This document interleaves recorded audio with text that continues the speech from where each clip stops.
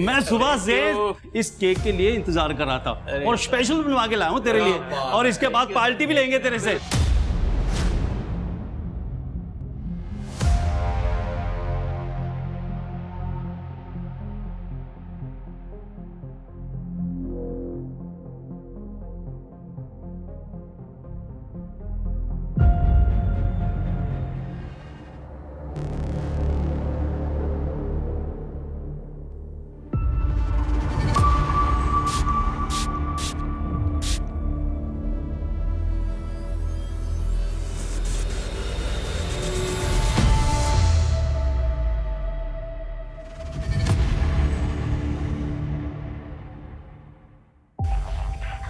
बहुत बहुत मुबारकबाद मिस्टर विनय।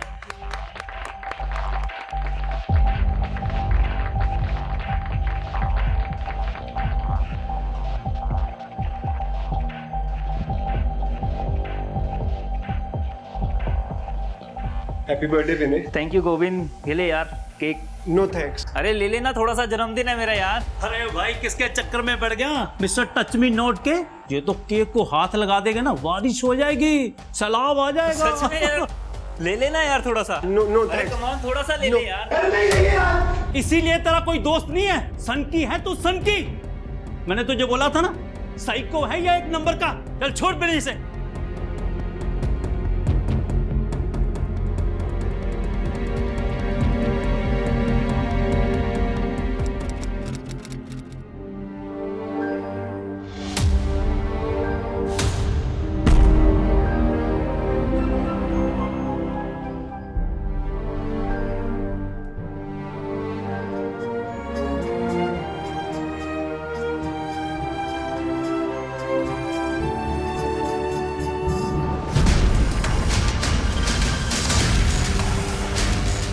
कितनी बार तेरे को मना किया है ये सब ना करने के लिए। पापा वो मुझे बर्थडे पार्टी में जाना था। रुक, मैं मनाता हूँ तेरी बर्थडे पार्टी। ये पापा नहीं, मम्मी नहीं। पार्टी तो देनी पड़ेगी भाई। हाँ यार, पार्टी तो देनी पड़ेगी। अच्छा सुनो मैं क्या कह रहा हूँ, मेरी और मोहित की अलग अलग बर्थडे पार्टी करने से अच्छा है एक ग्रैंड बर्थडे पार्टी करते हैं।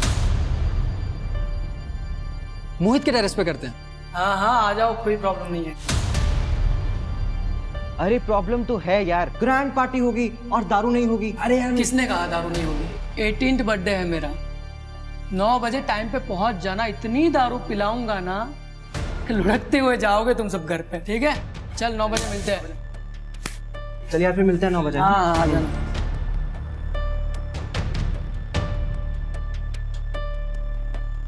मोहित, happy birthday. Thank you Siya. तुम अभी खोल कर नहीं देखोगे? हाँ देखता हूँ, घर जाके देख लूंगा ना। अभी थोड़ा बिजी हूँ मैं, चला रहा हूँ। Bye bye. सुन, एक बात बता, सबको बोल तो दिया तूने, दारू कहाँ से लेके आएगा? अरे है ना वो मेरा पड़ोसी, जिसको दोस्ती करने का बड़ा शौक है। चल तू भी मेरे साथ चल, तेरे 18th बर्थडे का गिफ्ट है मेरे पास।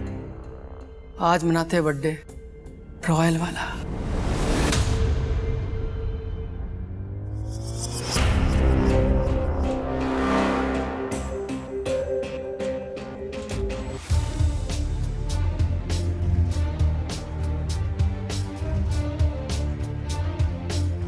रहने दो ना भाई, बाद में कर लेंगे साफ। नहीं बस हो गया। ये लो।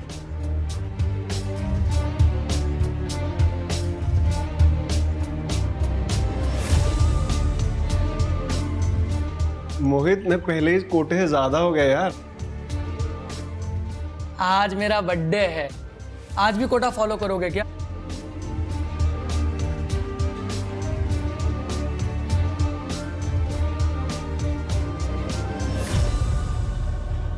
टाइम हो गया। मोहित, अरे यू श्योर ये करना ही है? पर नहीं तो आए बे।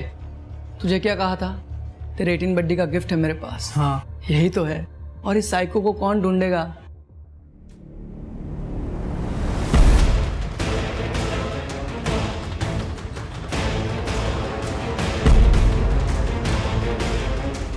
सांसें चल रही है इसकी अभी भी।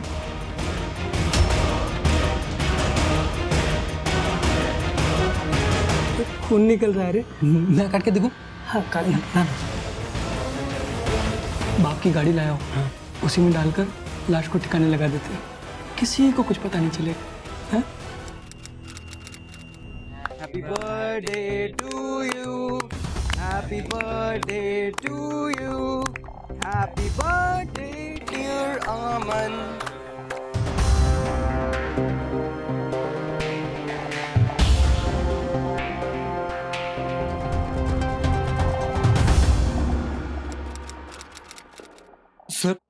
सर आप मेरे साथ चलिए सर, वहां पे कोई गड़बड़ है सर।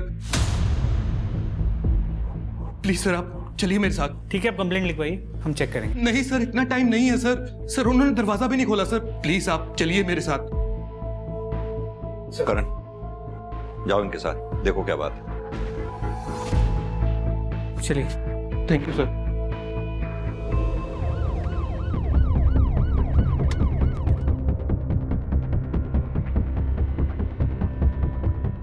दरवाजा खुलवाओ।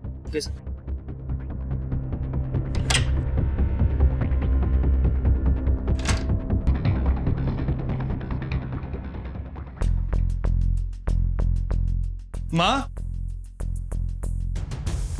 माँ, माँ। सर माँ घर पे नहीं है सर। वो यहाँ अकेली रहती? जी सर। तुम कहाँ रहते हो? सर मैं जॉब के लिए जलंधर रहता हूँ अपनी बीवी के साथ, लेकिन सर हमने यहाँ पे माँ का ख्याल रखने के लिए केयर टेकर रखा हुआ है। बिट्टू है नाम उसका सर। तो ये बिट्टू कहाँ है? पता नहीं सर, कल से उसका भी फोन नहीं मिल रहा, इसलिए तो मैं भागा आया जलंधर से यहाँ पे। कहीं ऐसा तो नहीं कि तुम्हारी माँ किसी रिश्तेदार के घर गई हो? नहीं सर, माँ बिना बताए कहीं नहीं जाती। ठीक है, अपनी माँ का मोबाइल नंबर दो। सर माँ मोबाइल नहीं रखती थी, लैंडलाइन है सर घर पे। वो कहती थी कि मोबाइल पे उनको विश्वास नहीं है। ठीक है, उस कैटेगर बिट्टू का नंबर दे दो और तुम्हारी माँ का दिन का रूटीन बताओ, उन्हें ढूंढने में आसानी होगी।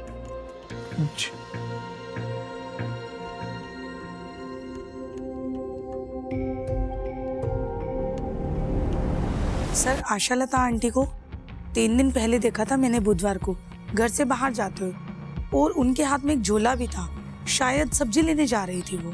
आशालता जी का बेटा चिराग उनसे अलग रहता था, उनके आपसी संबंध कैसे थे? सर सास बहू की पटती नहीं थी और चिराग अपनी बीवी आदिति को समझाने के बजाय उससे अलग हो गया, आशालता जी को अकेला छोड़कर। हाँ सर, आशालता जी आई थी बुधवार को, सब्जी लेके चली गई। तो उस कैटेगर बिट्टू का फोन अभी भी स्विच ऑफ है, पर मार्केट से घर आने वाले रास्ते पे उस दिन किसी ने भी आशालता को देखा नहीं था। करण, अच्छे खासे पैसे वाली औरत है ये, ऐसे कहाँ गायब हो जाएगी? इस आशालता के बारे में सारी डिटेल्स निकलवाओ। सर,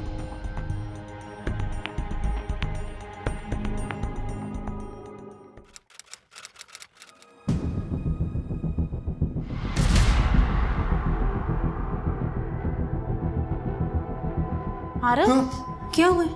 ठीक से बैठ, पापा आते ही होंगे।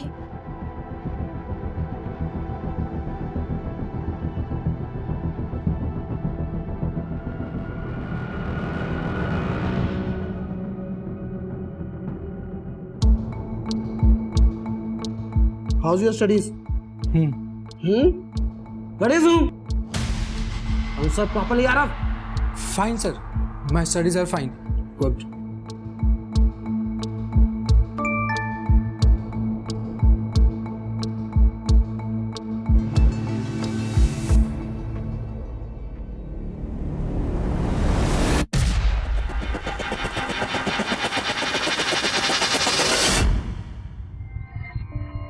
यार मुझसे नहीं होगा ये सब। कैसे नहीं होगा? करेगा तो सब होगा। तुझे पता है ना, हम ऐसे आधे में काम नहीं छोड़ सकते, हमें अपना काम पूरा करना है। कौन? रिकी? रिकी क्यों? क्योंकि वो तुझ पे लाइन मारता है और ऐसों के साथ ऐसा ही होना चाहिए, और हमारी प्रैक्टिस भी हो जाएगी।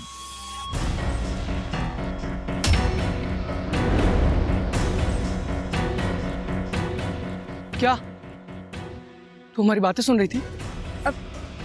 नहीं मोहित, मैं तो बस तुमसे मिलने आई थी। किस लिए मिलने आई थी? पीछे ही पड़ गई है यार। चल आ रहा हूँ। जी सिंह साहब, पुलिस हर जगह तो नहीं रह सकती ना क्राइम से पहले।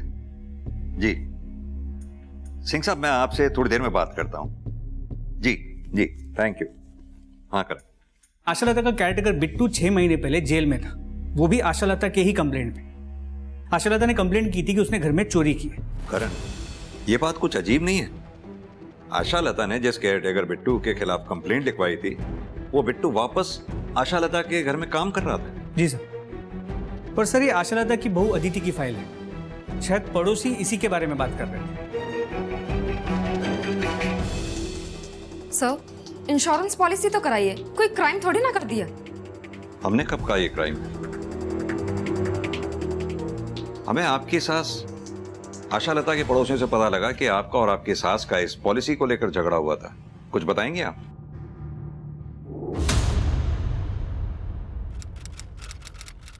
सिर्फ पेपर्स पर नाम है आपका माँ जी। ये पॉलिसी मैंने अपने भाई सूरज से आपके बेटे चिराग और अपने बच्चे के फ्यूचर के लिए करवाई थी। तो फिर उनका नाम करवाती ना, मेरा नाम क्यों करवाया कि मैं जल्दी मर जाऊं और पैसा तुम लोगों को मिल जाए।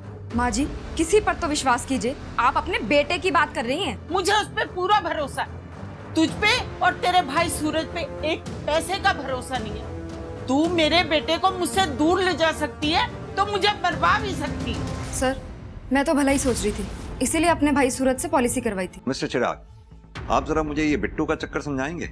सर एक्चुअली मेरी माँ का नेचर थोड़ा डिफिकल्ट है, हर कोई उसके साथ एडजस्ट नहीं कर पाता। इसीलिए तो सर हमने बिट्टू को वापस काम पे रखा था कि बिट्टू माँ के नेचर के बारे में भी जानता है और यहाँ पहले काम भी कर चुका है। लेकिन हाँ सर, चोरी के बाद हमने बिट्टू की अच्छी तरह से जांच पड़ताल की थी, सब ठीक था सर। चलो करें।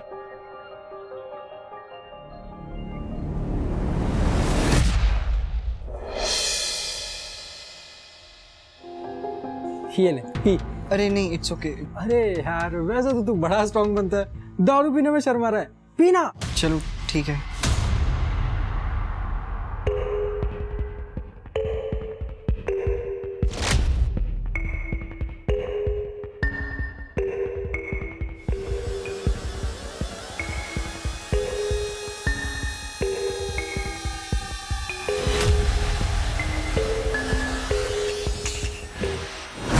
गया? चल लेटा। ये तुझसे प्यार करता था ना? हाँ। तू काट। मैं? हाँ।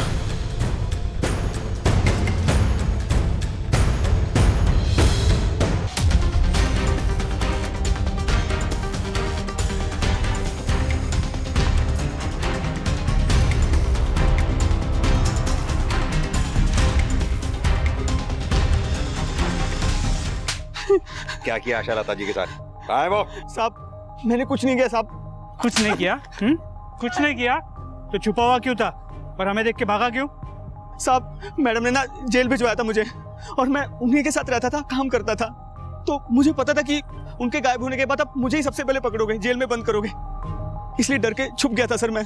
तो क्यों गया था उनके पास काम करने? तो सब क्या करता, भूखा मरता गया, ना जेब में पैसे थे ना नौकरी थी, इसलिए मैं उनके पास वापस चला गया जब उन्होंने मुझे बुलाया। और वापस आकर मैडम को गायब कर दिया, बदला लिया उनसे? मैंने कुछ नहीं किया सर, सच बोल रहा हूँ, कसम से सर। करण, थाने लेकर चलो उसे, वही बात करेंगे इससे। करण, समझ में नहीं आ रहा कौन सच बोल रहा है कौन झूठ। मेरी गट फीलिंग कहती है इस आशालता के साथ जो कुछ भी हुआ है वो घर और सब्जी मार्केट के रास्ते में हुआ है। करण, एक काम करो, स्निफर डॉग को बुलाओ, अच्छे से चेक करते हैं, शायद कुछ हाथ लगे।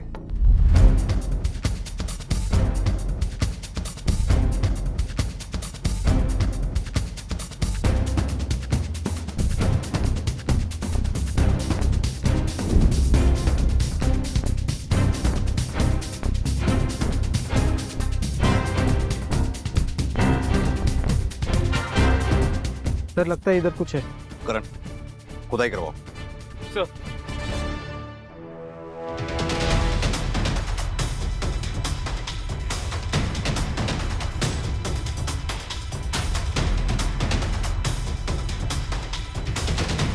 एक मिनट, हाथ से निकालो। आशालता, सर इधर आइए।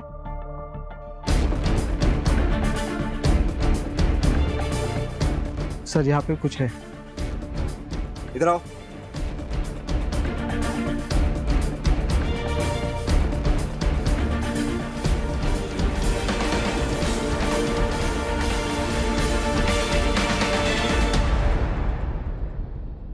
हाथ से निकाल, हाथ से, दोनों हाथ से।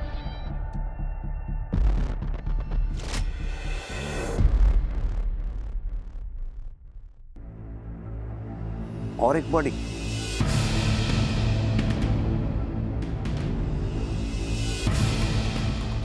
सर इधर आइए।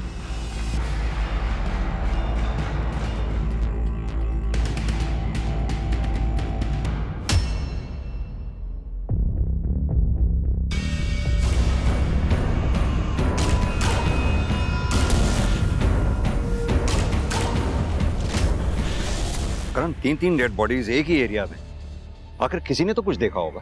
और तीनों बॉडीज को पोस्टमार्टम के लिए भेजो। और हाँ, चिराग को बुला लो आशालता जी को आइडेंटिफाई करने के लिए। जी सर।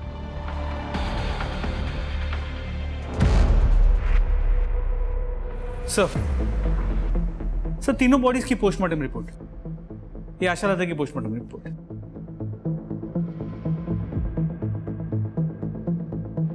करण, ये आशालता की डेड बॉडी जहां हमें मिली थी वहां काफी खून पड़ा हुआ था, जैसे आशालता की हत्या वहीं की गई हो।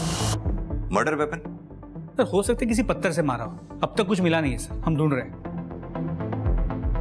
सर ये इस लड़की की पोस्टमार्टम रिपोर्ट है, उम्र करीब 17 साल के आसपास की है। इसकी मौत का कारण एक्सेसिव ब्लड लॉस है।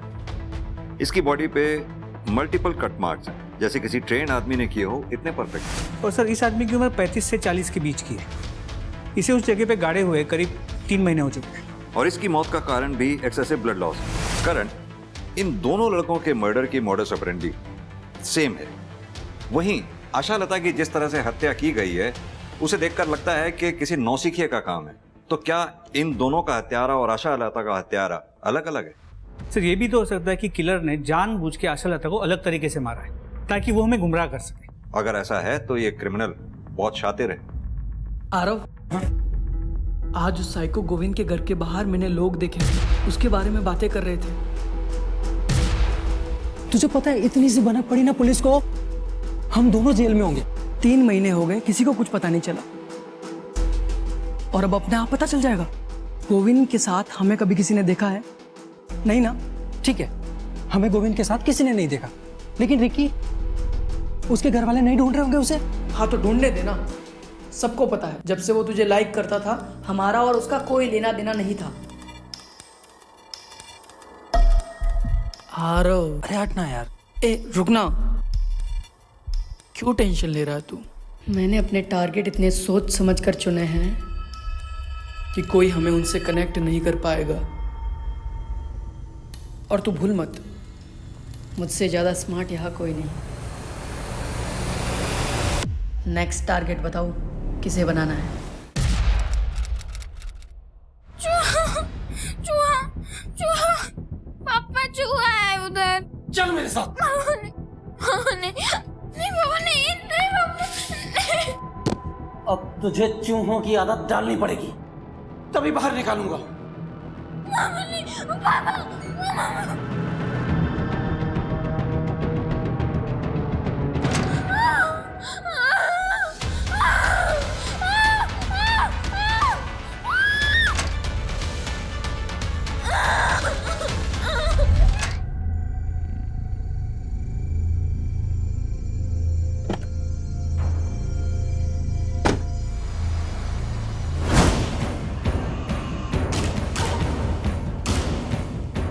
ये रहा अपना टारगेट। रूटीन तो पता ही है इसका, जैसे ही मौका मिलेगा खत्म कर देंगे इसको। नहीं सर, मैं नहीं जानता इन दोनों को, पर सर किसने किया ये? किसने मारा मेरी माँ को? सर आपने किलर को अब तक क्यों नहीं पकड़ा?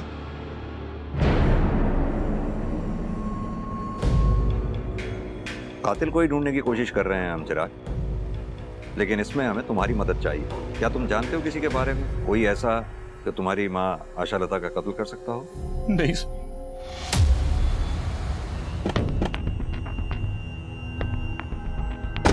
करण, मुझे तो ये फैमिली बड़ी अजीब लग रही है। ये चिराग, उसे अपनी माँ के मरने का उतना दुख नहीं है जितना इंटरेस्ट उसको उसके किलर के बारे में जानने का है। वो कॉल रिकॉर्ड्स और सेल लोकेशन की रिपोर्ट मंगवाई थी, उसका क्या हुआ? सर वो मल्टीपल केसेस होने की वजह से थोड़ा डिले हो रहा है। सर, जिस लड़के की डेड बॉडी की फोटो हमने सर्कुलेट करवाई थी, उसे देखकर इनका कहना है कि ये उसके माता पिता हैं। सर प्लीज, मैंने अपने बेटे को देखना है, मुझे मेरे बेटे के पास ले चलिए सर। करण, आइए।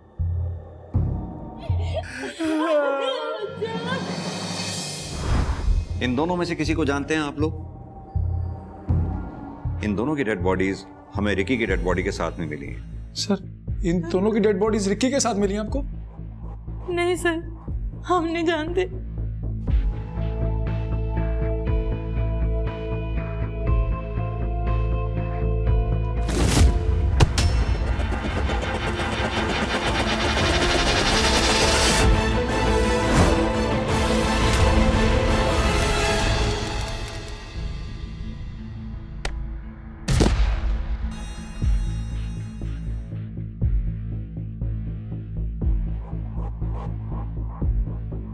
अरे वादी, तेरी टांगे तो कानून के हाथों से भी लंबी है, जिसे देखो उसे गिरा देती है। थोड़ा कंट्रोल कर यार।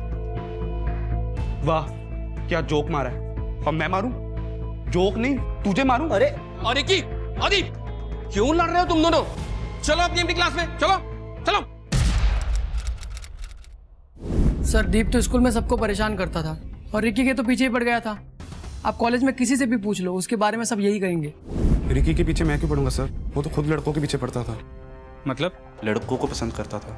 लेकिन अब सर, रिकी के बारे में आरव से पूछिए, वो मोहित का बेस्ट फ्रेंड है। रिकी आरव को भी लाइक करता था। सर, ऐसा कुछ भी नहीं था। वो दीप खुद फंस गया है तो अब मुझे भी फंसा रहा है।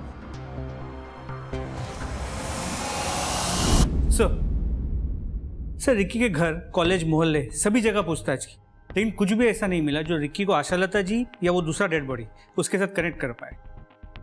करण, इन दोनों लड़कों की डिटेल पोस्टमार्टम रिपोर्ट के मुताबिक दोनों के सिस्टम में अल्कोहल पाया गया, वो भी काफी अमाउंट में। और यही नहीं, इन दोनों का मर्डर किसी सर्जिकल इंस्ट्रूमेंट से हुआ है जो कि साइंस लैब या किसी केमिस्ट शॉप पे मिलता है। और आशा लता जी? जबकि आशा लता की पोस्टमार्टम रिपोर्ट में ऐसा कुछ नहीं है, लेकिन उससे जुड़े लोगों की सेल लोकेशंस एक आदमी की तरफ इशारा करेगी। जिस दिन तुम्हारी मां गायब हुई, फ्राइडे को, तुम त्रिलोक चौक में ही थे। क्या कर रहे थे वहां पर? सर, मैं कहा सर, मैं नहीं था सर। अच्छा, तो फिर ये कौन है जो तुम्हारी मां के घर के पास वाले एटीएम से पैसे निकाल? सर, ये मैं ही हूं। लेकिन सर, मैं अपने एटीएम से पैसे निकाल रहा था, किसी और की थोड़ी ना। देख भाई चिराग, इतना तो तय है कि फ्राइडे को तुम त्रिलोक चौक में ही थे।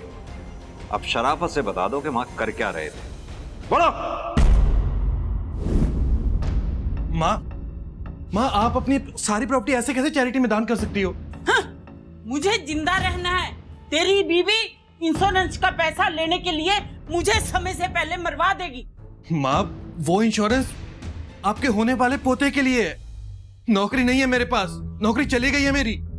पैसे नहीं है मेरे पास उसे पालने के लिए। जब घर की लक्ष्मी कुलक्ष्मी हो जाती है ना, तब ऐसा ही होता है। ना तू अदिति से शादी करता और ना मुझसे दूर गया होता, तो आज ये सब तेरे साथ ना हो रहा होता। अब मेरे साथ लड़ना बंद कर। मेरी प्रॉपर्टी, मैं जो मर्जी करूं, तुझे इससे क्या लेना देना? हाँ? इतनी सी बात हुई और माँ मार्केट चली गई और मैं भी वहां से निकल गया। लेकिन सर, मैं सच कह रहा हूं सर, मैं अपनी माँ को मारने के बारे में सोच भी नहीं सकता सर। इस चिराग पर बिल्कुल भी भरोसा नहीं किया जा सकता। जो एक बार झूठ बोल सकता है वो बार बार भी झूठ बोल सकता है। और अब तो एक चीज धीरे धीरे क्लियर भी होती जा रही है कि आशा लता के मर्डर की मोडस ऑपरेंडी उन दोनों के मर्डर के मोडस ऑपरेंडी से डिफरेंट है। और अब तो डिटेल पोस्टमार्टम रिपोर्ट में भी ये क्लियर हो गया है कि आशा लता के विसरा में अल्कोहल नहीं था, जैसा कि उन दोनों लोगों के पेट में था। अपने एफर्ट्स बढ़ाओ करण। इस अनजान आदमी के बारे में पता लगाना बहुत जरूरी होगा। कोई ना कोई तो होगा इसे जानने पहचानने वाला।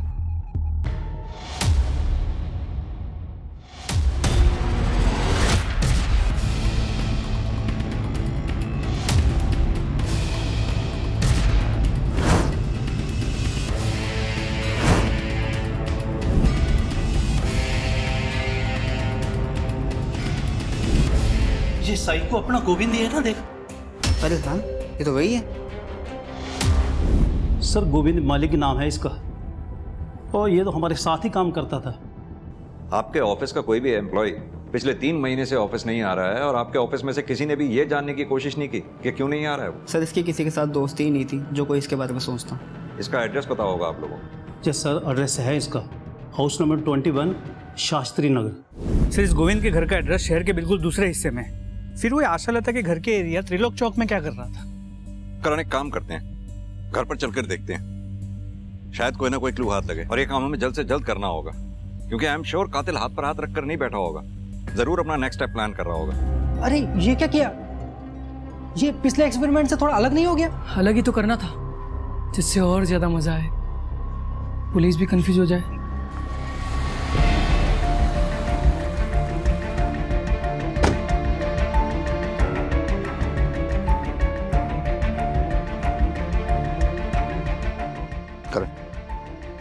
दरवाजा खुलवाने का बंदोबस्त करवाओ। सर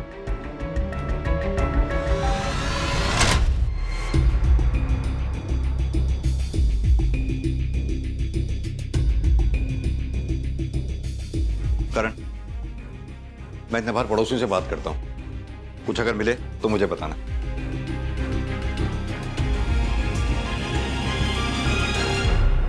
तीन महीने से आपका पड़ोसी घर में गायब है, आप लोगों को पड़ी ही नहीं। सर किसी से मतलब ही नहीं रखता था गोविंद, तो हमें भी उसकी क्या पड़ी थी? लेकिन उसके परिवार वालों को तो पड़ी होगी। कहाँ हैं उसके परिवार वाले? सर हमने तो ये सुना था कि उसके बीवी बच्चे मर चुके हैं और उसी ने मारा था उन सबको। करण, इस सुनी सुनाई बात के बारे में पता करो क्या हुआ था। सर गोविंद के बीवी और बच्चे की मौत एक सस्पिशियस कार एक्सीडेंट में हुई थी। गाड़ी गोविंद खुद चला रहा था, मगर उसे एक खरोच तक नहीं आई। उसके बाद गोविंद को ओसीडी डिटेक्ट हुआ, जिसके बाद वो अकेला रहता है, ना कोई दोस्त है ना कोई दुश्मन। और कातिल ये बात अच्छी तरह से जानता था कि गोविंद को ढूंढने वाला कोई भी नहीं है, इसीलिए उसने आशा लता और रिकी के घर से 10 किलोमीटर दूर रहने वाले गोविंद को अपना निशाना बनाया कातिल ने। करण, यहां मुझे एक पैटर्न नजर आ रहा है, जैसे कि कातिल मेंटली डिस्टर्ब लोगों को ढूंढ कर अपना निशाना बना रहा है, क्योंकि गोविंद मेंटली डिस्टर्ब था अपने बीवी बच्चे को खोने के बाद, वहीं रिकी मेंटली डिस्टर्ब था अपने पेरेंट्स की वजह से। कहीं ऐसा तो नहीं कातिल अनस्टेबल लोगों को ढूंढ कर अपना टारगेट बना रहा हो? सब वैसे देखा जाए तो आशा लता भी डिस्टर्ब थी अपने बेटे और बहू की वजह से। सर ये भी हो सकता है कि हम सोच रहे हैं कि 2 अलग कातिल हैं, मगर तीनों के कातिल कोई एक ही हो। Excuse me. हेलो सर, एक और डेड बॉडी मिली है।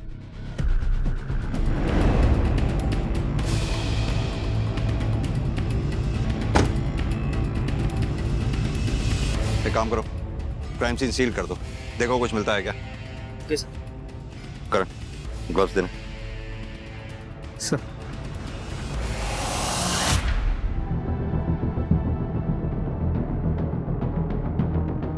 सर कितनी बेरहमी से मारा है, बॉडी में ऐसा कुछ भी नहीं छोड़ा जिससे आइडेंटिफिकेशन हो सके। लगता है जैसे किसी भारी चीज से वार किया गया। सर जैसे आशा लता को मारा गया था, लेकिन सर इस बार बॉडी को छुपाया नहीं गया। सर या फिर ये हो सकता है कि जल्दबाजी में वो अपना काम पूरी तरह से कर नहीं पाया हो। करण, अगर ये हमारा ही सीरियल किलर है तो जरूर इस आदमी में रिकी, गोविंद और आशा लता से मिलती जुलती कोई बात रही होगी, तभी कातिल ने इसे अपना शिकार बनाया। लेकिन बिना इसकी पहचान के कैसे पता लगा पाएंगे? सर इधर आइए। हटो।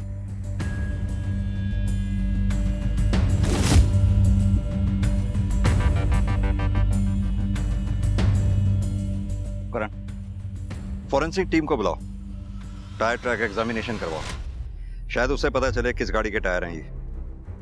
और हाँ, पता करो इस रूट पे आगे कहीं सीसीटीवी लगा हो तो शायद उसकी फुटेज से इधर की तरफ आने वाली गाड़ियों के बारे में कुछ पता चल सके।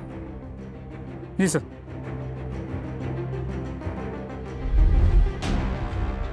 यार आरव, देखा तूने जो कच कच करके दिया ना उसको, खोपड़ी का फाउंटेन बन गया उसके। क्या खून निकल रहा था यार, मजा आ गया। मजा आया ना तुझे? आ गया ना मजा? अभी बस करते हैं ना यार, बहुत हो गया, मुझसे नहीं होता अभी। यार तू फिर शुरू हो गया। एक ही बात कितनी बार समझानी पड़ेगी तुझे? देख, अपना काम पूरा होने में सिर्फ एक स्टेप बाकी है, वो कर लेते हैं, फिर बंद कर देंगे बस। ठीक है, लेकिन मुझे थोड़ा टाइम चाहिए। ले ले टाइम।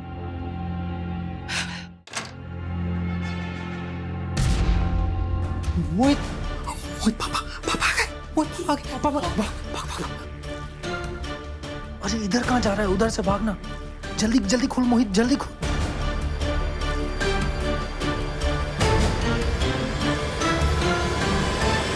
आरव, तुम्हें पढ़ने के लिए बोला था, ये क्या तमाशा लगा रखा है तुमने? Do you want to become a failure in your life? No sir. तो पढ़ने के टाइम पे क्यों बुलाया तुमने इसको? एक्चुअली सर वो मैं। Shut up, I am talking to my son. तुम बीच में कौन होते हो बोलने वाले? Get out. अगला काम जल्दी करना पड़ेगा, तू सोच ले। उधर से नहीं, इधर से।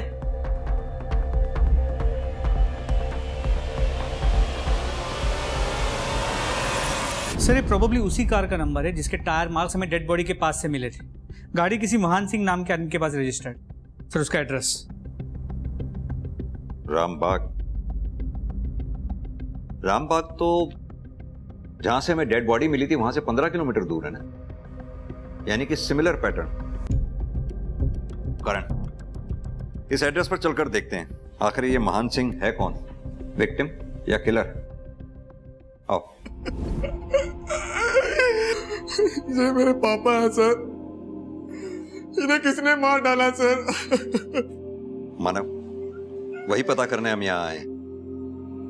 अब तुम ही हमारी मदद कर सकते हो ये बता के कि कौन कर सकता है तुम्हारे पापा के साथ ऐसे। मुझे नहीं पता सर, मुझे तो यकीन ही नहीं हो रहा कि पापा मर चुके हैं। और कौन रहता है तुम्हारे अलावा इस घर में? सर, मेरी माँ की डेथ मेरे बचपन में ही हो गई थी।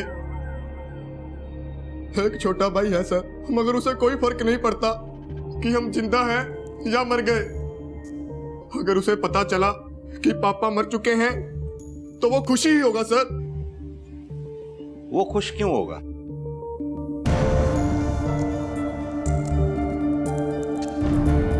ये तुम्हारा भाई है? जी सर।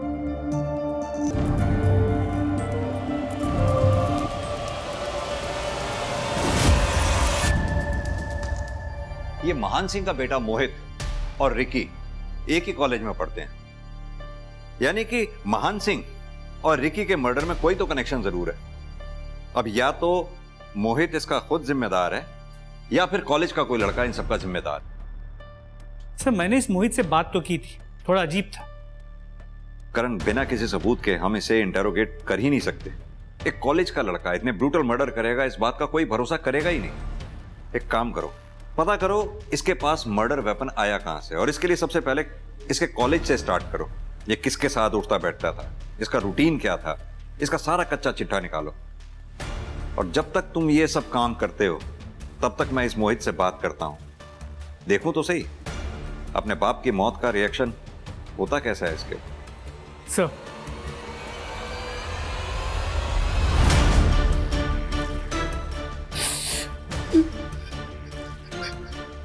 मोहित, तुम्हारे भाई मानव ने हमें बताया कि तुम्हारी अपने पापा से बनती नहीं थी, क्या ये बात सही है? सर वो पापा थे मेरे, कोई दोस्त नहीं थे जो हर बात पर बने। और वैसे भी हर बाप बेटे में थोड़ी बहुत अनबन होती है सर, हमारे बीच भी। क्या आपके कॉलेज के किसी लैब में से कोई इक्विपमेंट मिसिंग है? जी सर, एक स्कैल्पेल और एक सर्जिकल नाइफ, बट मैंने सोचा खो गए होंगे। क्या मोहित की एक्सेस थी इन इक्विपमेंट्स तक? सर एक्सेस तो हर बच्चे की होती है जो लैब में जाता है। बाकी मोहित के बारे में आपको ज़्यादा सिया बता सकती है, मोहित की लैब पार्टनर। देखो सिया, मोहित के बारे में सब कुछ जानना हमारे लिए बहुत इंपॉर्टेंट है।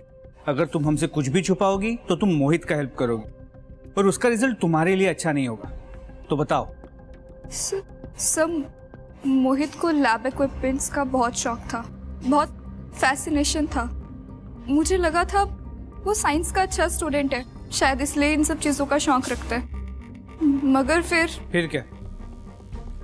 सब मैंने मोहित को रिकी के बारे में बोलते हुए सुना था। कौन रिकी? रिकी क्यों? क्योंकि वो तुझ पे लाइन मारता है और ऐसों के साथ ऐसा ही होना चाहिए और हमारी प्रैक्टिस भी हो जाएगी। तुमने ये बात मोहित के मुंह से सुनी थी और ये सब पता होते हुए भी तुमने हमें आके ये बात बताई नहीं? सब मुझे नहीं लगा था मोहित ये सब कुछ करेगा। और दूसरी बात, सब मैं मोहित को बहुत पसंद करती हूँ। मैं बहुत कंफ्यूज हो गई थी और इसीलिए तुम। और कुछ पता है तुम्हें? सब मैंने मोहित का पीछा किया था उसके अड्डे तक। कौन सा अड्डा?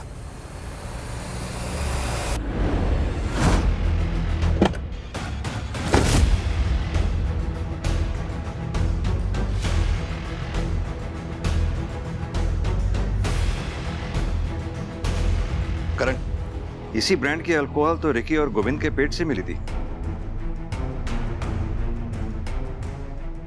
सर, मोहित के डिटेल मोबाइल लोकेशन रिकॉर्ड्स आ गए।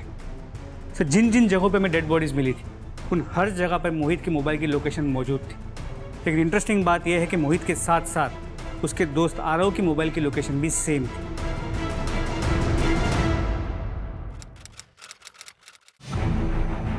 मेरा बेटा होकर भी ये लड़की बनने का शौक चढ़ा है तुझे? पापा मम्मा की याद आ रही थी। अबे साले, मम्मा की याद आ रही है तो मम्मा के पास क्यों नहीं चला जाता? मेरी नाक क्यों कटवाने पे तुला है? लोगों को पता चलेगा तो मेरी क्या इज्जत रह जाएगी? दोनों का खेल अब खत्म हुआ। अब सीधी तरह से ये बताओ कि ये खुंखार खेल खेल क्यों रहे थे? सर, हम तो पढ़ने लिखने वाले बच्चे हैं। आप ये कौन से खेल की बात कर रहे हैं? हमें कोई आइडिया नहीं है। आरव, तुम हमें सच सच बताओ। तुम अगर सच सच बताओगे तो मैं शायद तुम्हारी मदद कर पाऊंगा। मुझे मालूम है तुमने जो कुछ भी किया मोहित के कहने पर किया, तुम्हारी कोई गलती नहीं थी। तो फिर क्यों मोहित की गलती की सजा तुम भुगतना चाहते हो? आरव, ये झूठ बोल रहे हैं। कोई हेल्प नहीं करेंगे तेरी। मैं कोई झूठ नहीं बोल रहा हूं आरव। अगर सच सच बताओगे मैं तुम्हारी मदद करूंगा। सर, मैं आपको सब सच सच बताता हूँ सर। अबे ये क्या बताएगा? मैं बताता हूँ। हाँ, मैंने मारा अपने बाप को। अब ये बताओ क्यों? क्योंकि इसका बाप और मेरा बाप हमें कभी एक नहीं होने देते। अगर हम दोनों को एक होना है तो तुझे तेरे बाप को और मुझे मेरे बाप को मारना होगा। तुम्हारे लिए तो मैं कुछ भी कर सकता हूँ, बोलो कब करना है। इसलिए तुमने अपने पिता को मारा, और अगर वक्त रहते हम तुम्हें नहीं पकड़ते तो तुम आरव के पिता को भी सो कॉल्ड इस प्यार की वजह से मार डालते। मेरा बस चलता ना सर तो मैं मेरे बाप को कभी का मार चुका होता। उसको मारने के लिए मुझे वजह की जरूरत नहीं थी। अपने पिता से इतनी नफरत की कोई खास वजह?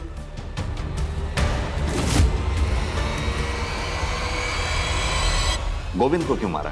प्रैक्टिस चाहिए थी सर, रिकी को मारने के लिए। तो रिकी को क्यों मारना चाहते? सर, वो क्योंकि रिकी की नजर थी मुझ पर तो। और आरव को कोई ऐसे देखे